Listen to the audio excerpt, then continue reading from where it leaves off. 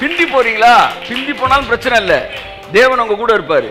உங்க லைஃப் சக்சஸ்ஃபுல்லா தான் இருக்கும்.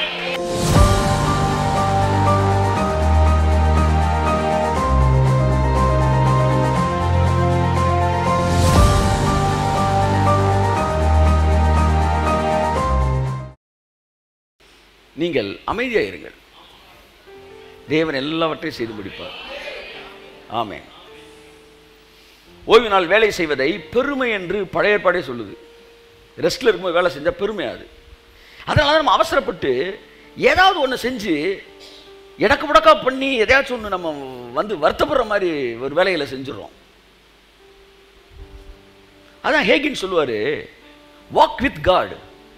ஆவியானவரோட நட, முன்னாடியும் போகாத பின்னாடியும் போகாத.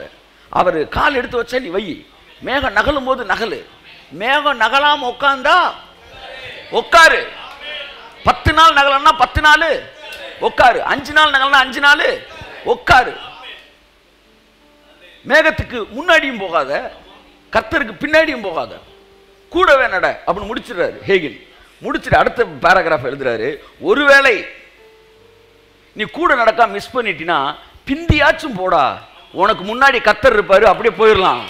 தயவு செய்து முன்னாடி போயிடாதா, உனக்கு முன்னாடி யாருமே இருக்க மாட்டான் என்றாரு. பிந்தி போறீங்களா? பிந்தி போனாலும் பிரச்சனை இல்லை, தேவன் உங்க கூட இருப்பாரு. உங்க லைஃப் சக்சஸ்ஃபுல்லா தான் இருக்கும். அவசரப்பட்டு முந்திராதீங்க, முந்திராதீங்க. நான் பிந்தினேன்றக்காண்டி ஒரு நாள் வருத்தப்பட்டது இல்லை. நான் பிந்தினாலும் வெவ்வேறமா நல்லா தான் பிளஸ் பண்ணினார் தேவன் என்ன. ஆமா, முந்தி போய் எதுக்கு நான் முட்டிட்டு நிற்கணும்? ஆமென் சொல்லுவோம். ஆமென்.